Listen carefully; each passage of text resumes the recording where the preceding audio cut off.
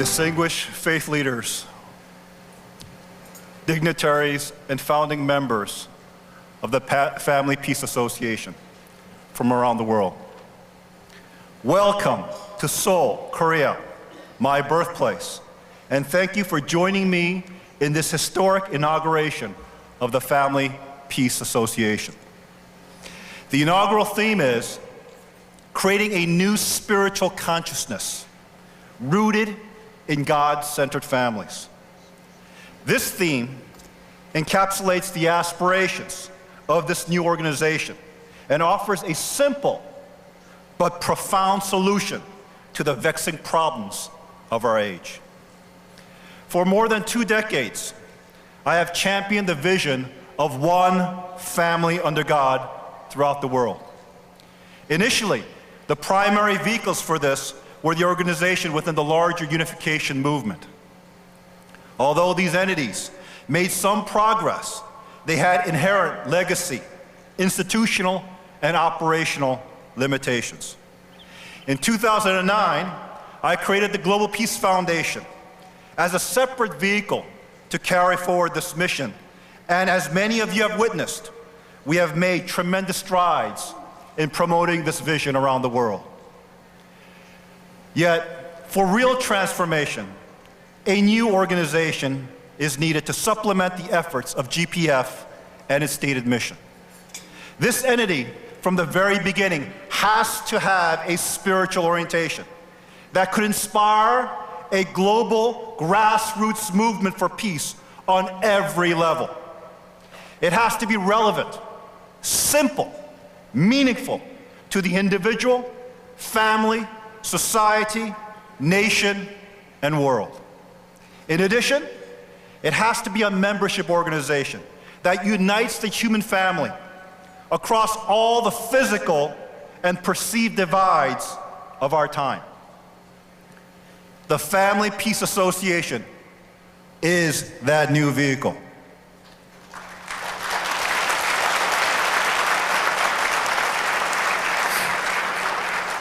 Ladies and gentlemen, the family is the most fundamental and defining institution of our human experience.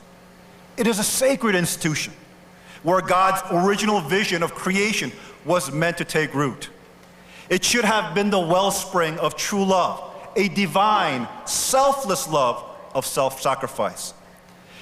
The school of love where true life is formed, and the hometown of God's direct dominion, where all humanity is connected directly to Him through a blood lineage and a covenant in blood. Instead of being just our creator, God intended to be our eternal true parents and co-create with His sons and daughters the physical kingdom of heaven and earth. His deepest desire was to connect intimately to every human life in a parent and child relationship of love.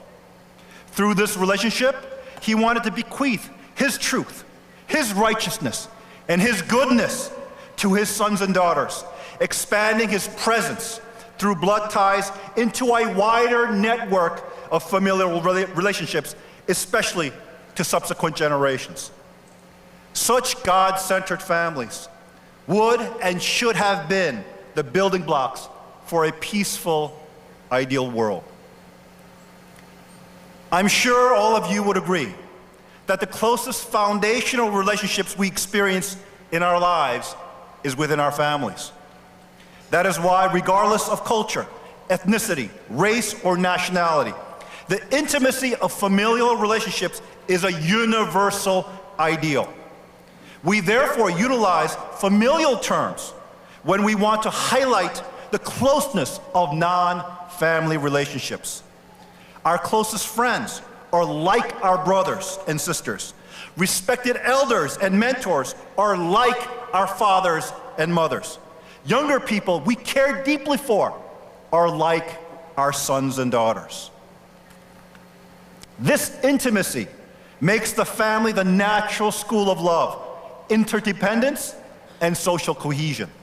The amazing fact about the human experience is that every person begins life not by choice, but by circumstance.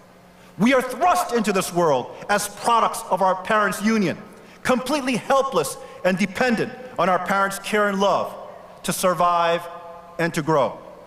As we experience the relationships with our siblings, our grandparents, our uncles, our aunts, and cousins, it teaches us from the outset that we are by nature relational beings and therefore interdependent.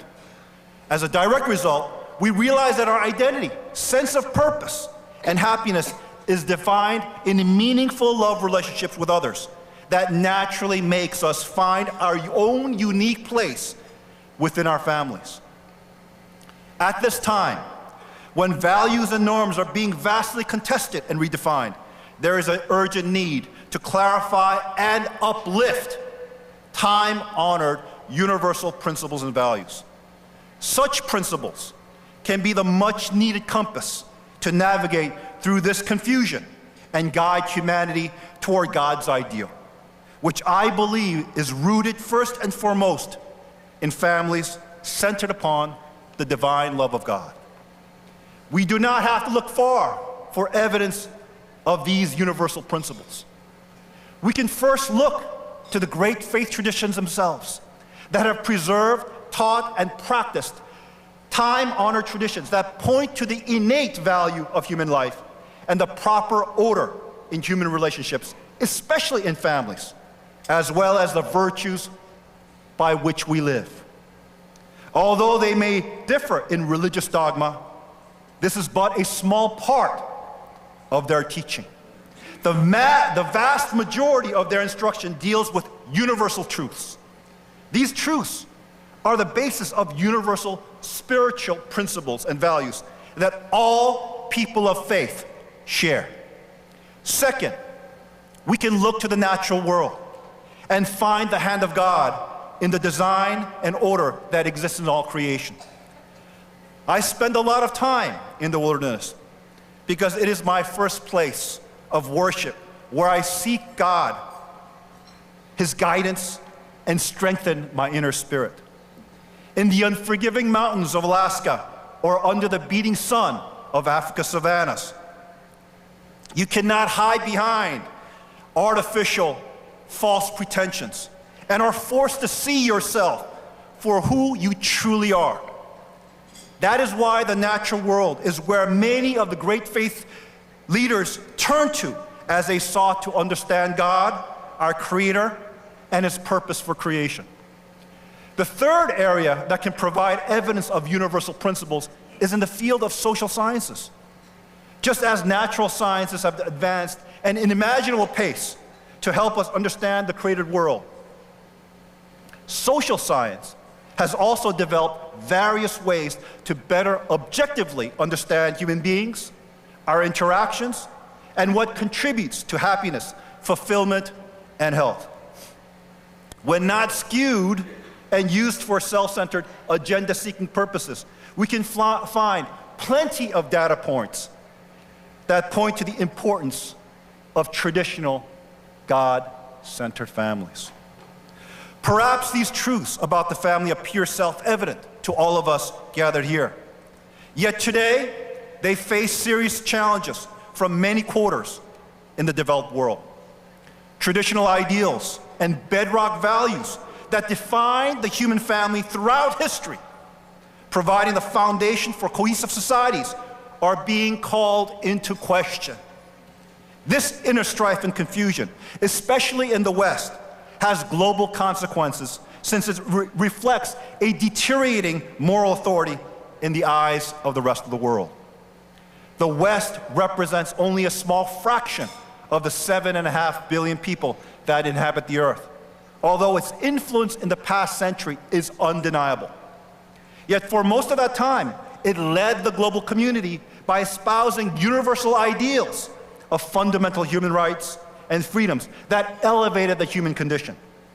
These were spiritual principles and values that came from the West's Judeo-Christian heritage.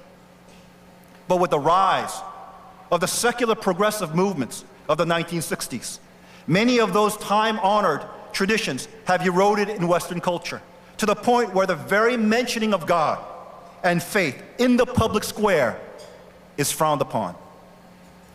Yet, the developing world is largely made up of traditional and religious societies and cultures that reject many of the social experiments of the counter-cultural movement.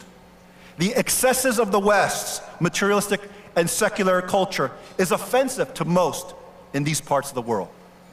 Although they seek the prosperity of the developed world, they do not want to adopt their modern values.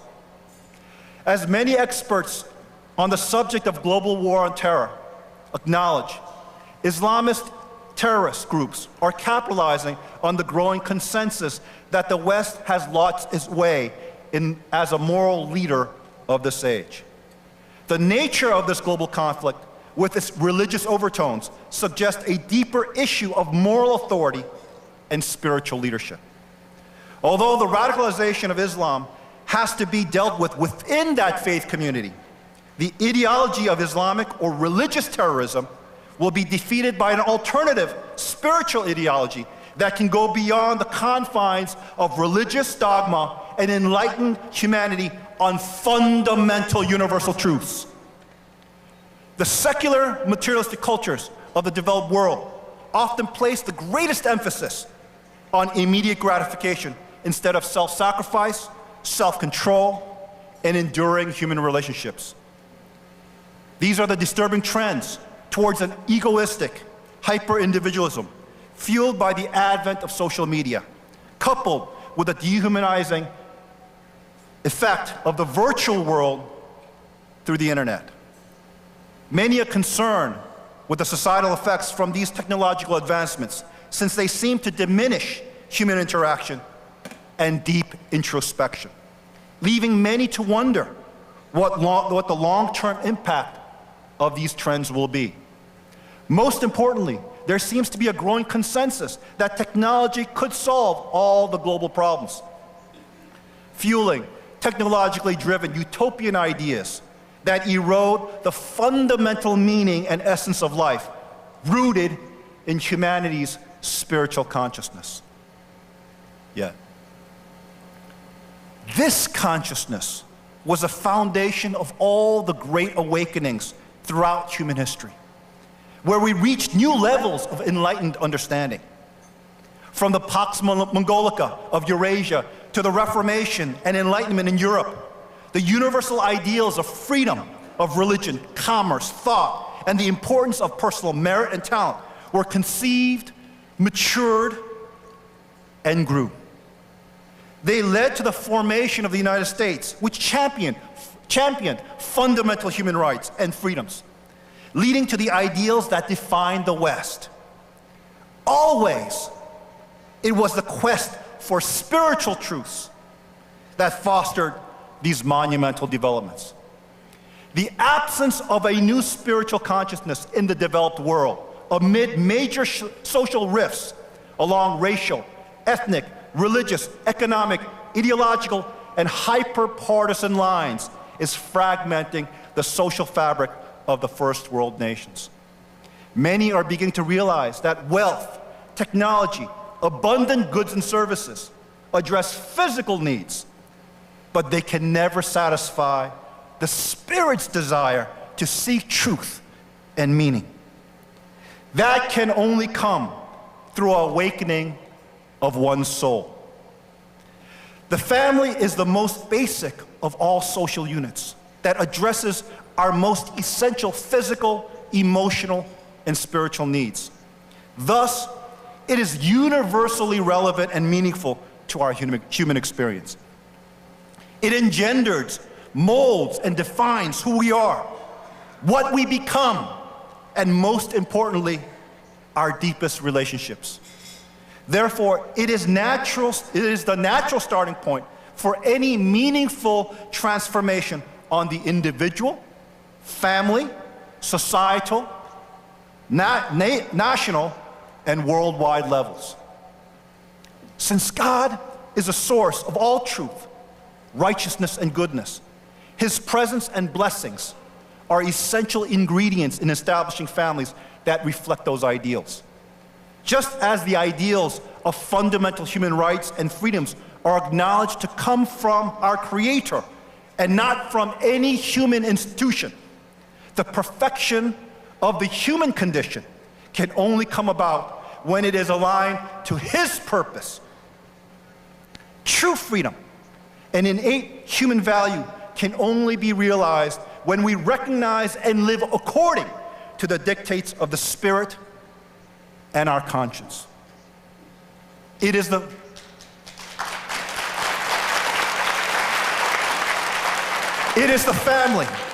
in the family where these ideals first need to be cultivated and experienced, and then shared with the rest of society, nations, and the world. It is through such families that humanity has a chance to be enlightened and become active participants in building a world of peace and prosperity. It is where universal principles and values are made real, where God's truth, righteousness, and goodness emerge. This original, unchanging purpose of the family gives substance to the theme of this inaugural, of creating a new spiritual consciousness in God-centered families.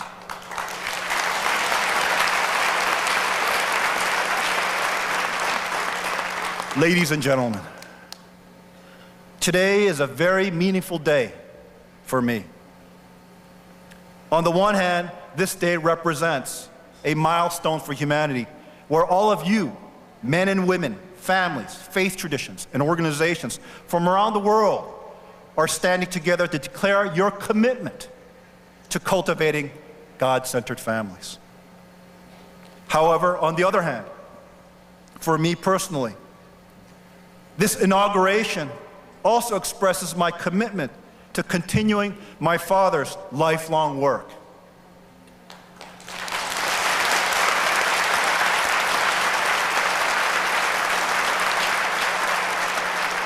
My father had founded the Family Federation for World Peace and Unification with the intention of creating a global movement to inspire all humanity to establish God-centered families. During public addresses, he often opined, "What do you think God's ultimate purpose for creating human beings is? Simply put, it is to experience joy through relating with ideal families filled with true love, living as one family with God." I personally witnessed the difficulty my father faced as he sought to articulate this mission and bring it to life. His entire life was devoted to responding to God's call, to find a way for all humanity to live together in peace and happiness.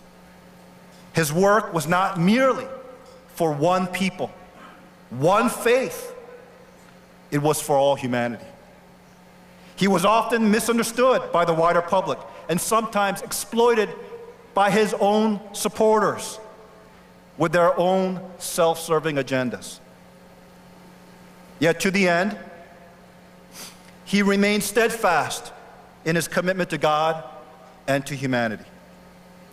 As his son and as one who shares in his aspirations, I'm committed to bringing our shared dream to fruition.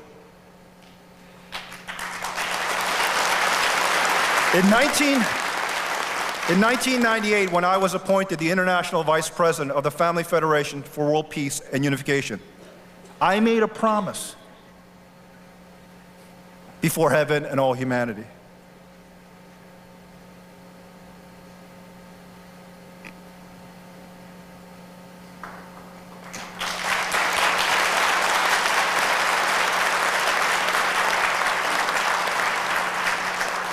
That I would carry forward my parents' dream to advance God's kingdom through the formation of God-centered families.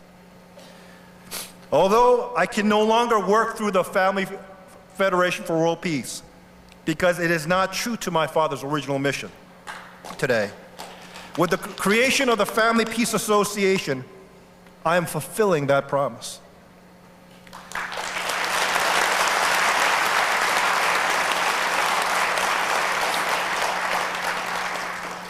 This spiritual movement will carry forward the original vision that animated my father's life, which is a dream of a peaceful, ideal world where all humanity stands as one family under God.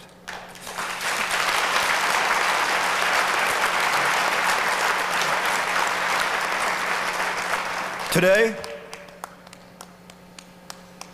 we stand at an inflection point in history. The world is ripe for the next great awakening of our collective human consciousness. Yet at the same time,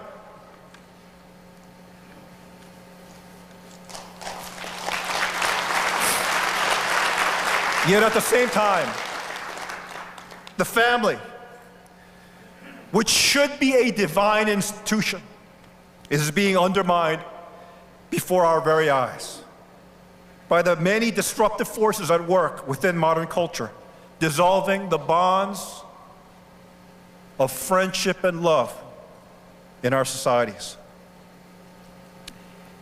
In its wake, purely human institutions, let they be secular or religious, are taking its place, exacerbating the already existing divides within humanity. The role of God-centered families is central to all positive human development, since it brings back the divinity in that sacred institution and aligns it to the original purpose of creation. Without such families, humanity will not have the moral clarity and conviction to take on the challenges of this age and build a brighter future for our children and our grandchildren. The course of human society will turn on how well we understand this truth and the choices we make today. At a time when humanity is growing more fragmented as a result of religious, racial, cultural, and economic tensions, we need to find common cause and work towards a world where every person is valued as a son and daughter of God.